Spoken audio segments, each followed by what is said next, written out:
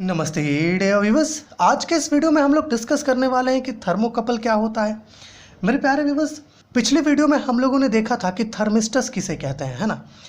वहाँ पे हम लोगों ने थर्मिस्टर के टाइप्स, उसके सिंबल, उसका मेन फीचर्स, है ना, इन सब को डिटेल में डिस्कस किया है। तो अगर आपने वो वीडियो नहीं देखा है तो देखिए, लिंक आपको मिल जाएगा नीचे डिस्क्रिप्शन में। मेरे प्यारे व्यूवर्स, थर्मोकपल क्या है? आपको पता है कि टेम्परेचर ट्रांसड्यूसर्स के अंडर हमें थर्मोकपल, थर्मिस्टर और आरटीडी पढ़ना है। तो बेसिकली थर्मोकपल क्या है? एक प्रकार का टेम्परेचर मेजरिंग डिवाइस है ना। ओके, टेम्परेचर मेजरिंग डिवाइस है ना, या फिर ऐसा कह सकते हैं टेम्परेचर सेंसिंग डिवाइस है। जैसे कि यहाँ लिखा है हम लोगों ने कि thermocouple is a device used for measuring temperature. Basic सा काम है थर्मोकपल। मेरे प्यारे व्यूअर्स, दो डिफरेंट मेटल से मिलकर के बना हुआ होता है, जिसका एक एंड हम लोग क्या करते हैं, एक साथ ज्वाइन करते हैं एक जंक्शन पर, जिसको कहते हैं हॉट जंक्शन। कुछ इस प्रकार से मान लीजिए कि ये एक मेटल है, ठीक है, एक मेटल का वायर है, मान लेते हैं कॉपर मेटल का वायर है, ठीक है, और ये जो है एक दूसरे मेटल का वायर है, मान लीजिए आयरन मेटल का वायर है। ओके, इन दोनों को हम लोग क्या करते हैं, कुछ इस प्रकार से ज्वाइन करते हैं, एक एंड ये, एक एंड ये। इस एंड को हम लोग क्या करते हैं, जहाँ का टेम्परेचर हमें मेज़र करना है उसको वहाँ पर रखते हैं, जिसके कारण से हम लोग इसको हॉट एंड या हॉट जंक्शन कहते हैं। और ये जो है, चूँकि इस हॉट जंक्शन से थोड़ा सेपरेटेड है, इसलिए इसको हम लोग कोल्ड जंक्शन कहते हैं या रेफरेंस जंक्शन कहते हैं, ठीक है ना। अब जैसे मान लीजिए कोई भट्टी है, उसका टेम्परेचर मेज़र करना है, तो क्या करेंगे, इस थर्मोकपल को ले जाएंगे और इसका जो हॉट एंड है ना, इसको जो है उस भट्टी में रख देंगे। तो अब देखिए, इसका क्या है, टेम्परेचर रेज होगा, लेकिन ये जो है इससे कुछ दूरी पर है तो इसका टेम्परेचर कम होगा, है ना। तो इन दोनों के बीच क्या होगा, कुछ टेम्परेचर का डिफरेंस होगा। इस टेम्परेचर के डिफरेंस के कारण मेरे प्यारे व्यूअर्स, यहाँ पर कुछ ईएमएफ इंड्यूस होता है। क्या होता है, यहाँ पर कुछ ईएमएफ इंड्यूस होता है, ओके, जिसके कारण इसमें थर्मोइलेक्ट्रिक करंट फ्लो करने लगता है। और यहाँ पर एक गैल्वेनोमीटर कनेक्टेड होता है ना, जो गैल्वेनोमीटर हमें बताता है कि यहाँ पर कुछ थर्मोइलेक्ट्रिक करंट फ्लो कर रहा है, डिफ्लेक्शन देता है ये गैल्वेनोमीटर्स। ओके, सो बेसिकली समझ पा रहे होंगे आप थर्मोकपल क्या होता है। Thermocouple is a device used for measuring temperature. It is, यहाँ पर देखिएगा, it is made of two different metals whose one end is joined together at a junction called hot junction। Okay, जैसे कि हम लोगों ने कहा, दो मेटल्स के वायर भी कह सकते हो, मेटल्स भी कह सकते हो, एक एंड को हम लोग क्या कहते हैं, हॉट जंक्शन कहते हैं, है ना, ठीक है, जहाँ का टेम्परेचर मेजर करना वहाँ पर ये हॉट एंड को रखा जाता है। Well the other and remains separated called cold junction, है ना, या फिर रेफरेंस जंक्शन भी कहते हैं उसको।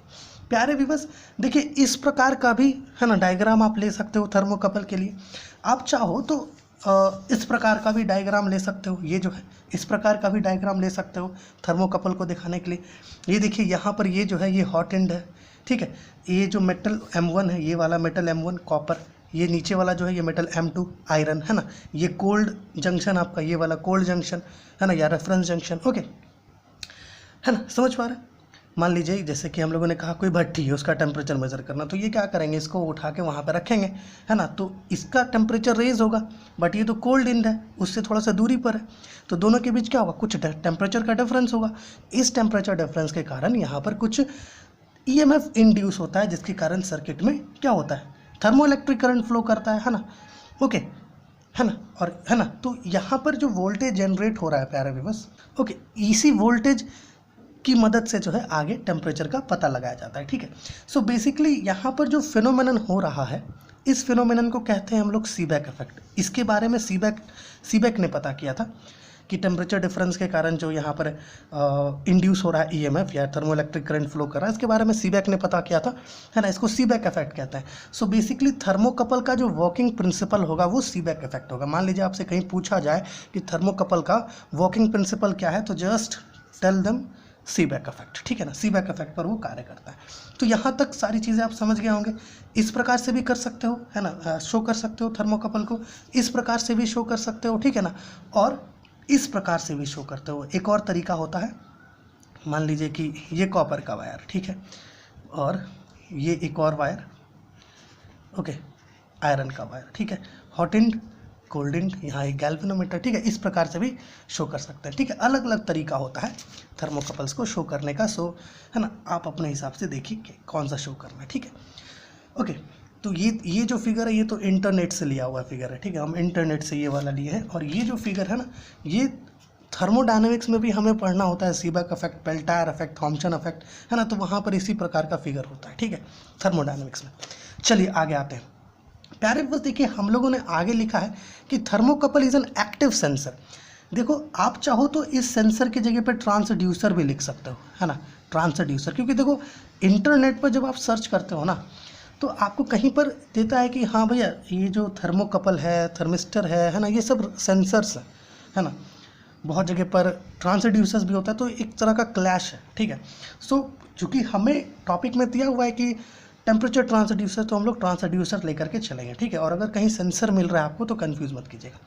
सो थर्मोकपल क्या है, एक प्रकार का एक्टिव ट्रांसड्यूसर है या एक्टिव सेंसर है। देखिए एक्टिव होने का मतलब क्या कि इसको जो है किसी भी प्रकार का कोई एक्सटर्नल पावर सोर्स की आवश्यकता नहीं पड़ेगी ऑपरेट करने के लिए। लेकिन थर्मिस्टर क्या था, एक पैसिव सेंसर था, हम लोगों ने देखा था। पैसिव सेंसर कह सकते हो, ट्रांसड्यूसर भी कह सकते हो, ठीक है ना, क्योंकि उसको जो है ऑपरेट करने के लिए कुछ हमें एक्सटर्नल पावर सोर्स की आवश्यकता पड़ती थी, इसलिए थर्मिस्टर क्या था, पैसिव था। और ये थर्मोकपल क्या है, एक्टिव है, क्योंकि ये तो खुद पावर जनरेट कर रहा है ना टेम्परेचर डिफरेंस के कारण।